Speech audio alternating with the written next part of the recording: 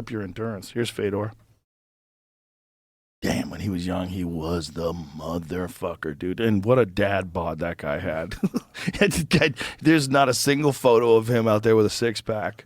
And he's widely regarded as the greatest heavyweight of all time. I mean, he might be the greatest martial artist of all time. He's certainly in the argument. The arguments for the greatest martial arts of all time, if they're in their prime, I always say this guy because people leave him out of the conversation. You never should. BJ Penn. BJ Penn, in his prime, was one of the greatest I've ever seen. And then there's Anderson. Anderson in his prime. I was just watching the Anderson documentary that the UFC just put together. Holy shit, man. You forget. You forget those Rich Franklin fights. I never forgot them. You forget. You forget the level of expertise and precision and just mastery he had when he was in his prime. I am telling you, I'm guilty. Even though I'm a giant Anderson fan, I had to see it again. I'm like, oh, yeah, people forgot. Well, we had a conversation after the Adesanya fight. You're like, Adesanya's the best. And I go, remember I said to you, bro, relax. Yeah.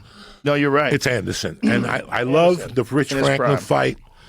I mean, the first time I ever saw this motherfucker, I'm getting dressed. Ready to go do comedy with you or anybody else.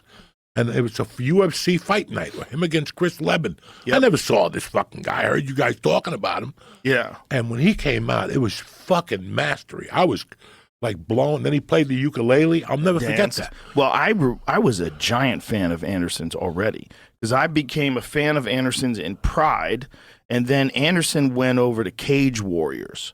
And when he went over to, was it Cage Rage?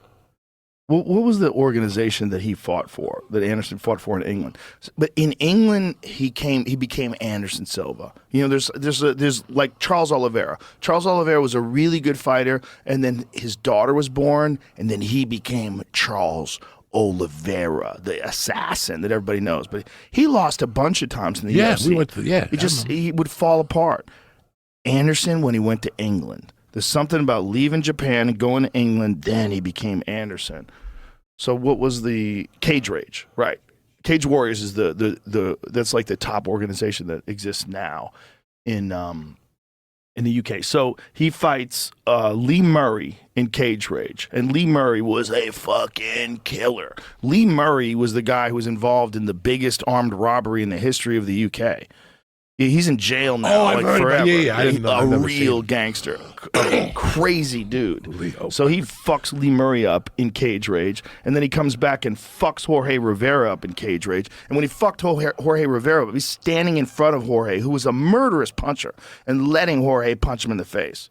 He was just letting him punch him in the face, just like, but you ain't got shit. And then beat his ass. Then he goes over and fights Tony Fricklin in Cage Rage and hits him with that crazy upward elbow. Did you ever see that? Yeah. So he fought Curtis Stout, fucked him up, fucked Tony Fricklin up, and then by the time he was coming to the UFC, I was like, dude, get ready for this guy. And I was looking at the line, like the betting line. The betting lines back then were stealing. Nobody knew nothing. Nobody knew nothing. A guy would sneak over, a guy like Glover Teixeira or someone would come over from Brazil, and you'd be like, no one even knows yet. You don't even know how good this guy is. Like in the line would be like in favor of the other guy, like, oh my God, this is hilarious. I think Chris Lieben might have been a slight favorite over Anderson. I don't even know what the betting line was. I don't think he was a favorite. I think Anderson was a favorite. But either way, I was like, dude, he's going to light him up like a Christmas tree. Because Chris Lieben was just such a murderous, marauding, attacking style. That's perfect for Anderson. Because Anderson's the technician. So he's just going to slide away, pop, pop, pop. That's what he did. He basically just stepped away, punched. It's a masterclass. Put that fight on. Put Anderson Silva versus Chris Lieben. Fucking fight you took me to with Rich Franklin in Columbus. Oh, yeah. When the Arnold thing was going on and we were in Columbus. Yeah. That last array, when he boom, then he hits him low with a leg kick, and then he punches him again, another leg kick. It's fucking beautiful. I was like, what the fuck? That's how you mix it the fuck up. And he did it like he was just playing. He did it like he was hitting a heavy bag, just fucking around. What about the night we did the hit of acid, and that's the night he decides to kick that dude in the face? Right. Yeah, this is the one. Yeah. So this is Anderson's debut. And by the way, Chris Lieben, one of the most murderous punchers. Knocked out Vanderlei Silva, knocked out a shit ton of dudes. When Chris Lieben would connect on guys, they would go night-night. And he fought like a fucking Wolverine, man. Chris Lieben would just charge at you.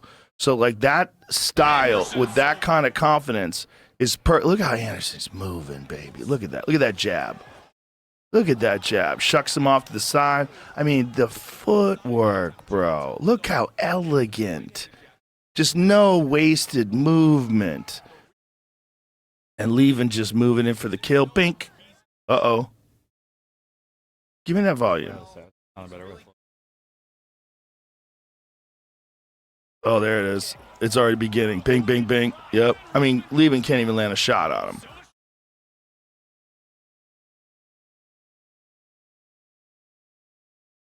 And Lieben got back up. Oh, Lieben's so tough, dude. Tough as nails. And there's the knee. And that's a wrap, son.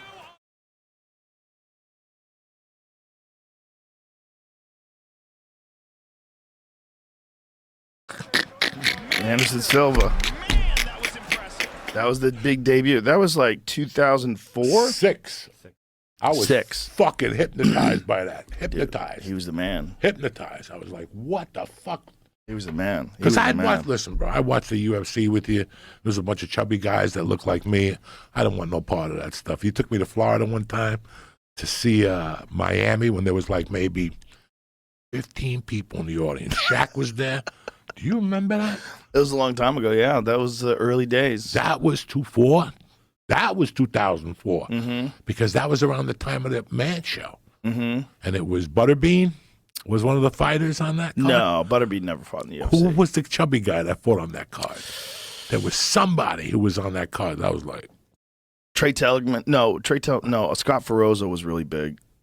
Trey Telligman was the guy who was missing. But part of his Shaq was pec. there. He was the two guys that Vitor fought in his debut. But that was earlier than that. That was 97. that was Shaq was there. I remember he was already in Miami, and I was like, I'm like, man, I don't know about the UFC down here. Yeah, Shaq trained martial arts a long time ago. He started training a long time ago. Bro, I didn't know he was from Newark, and I didn't know all the good things he did for Newark. That's a bad motherfucker. He's a good man. I've gotten a whole new level of respect for what I heard he's done in Newark. Oh, yeah? One of my friends in Newark, couple of them, and they were telling me, bro, it never ends. Oh, that's great. Yeah, he gave a lot back to his fucking community. He's very smart. I mean, he's got a shit ton of businesses. He owns a bunch of businesses. He's always got something going on, you know? He stays active, you know?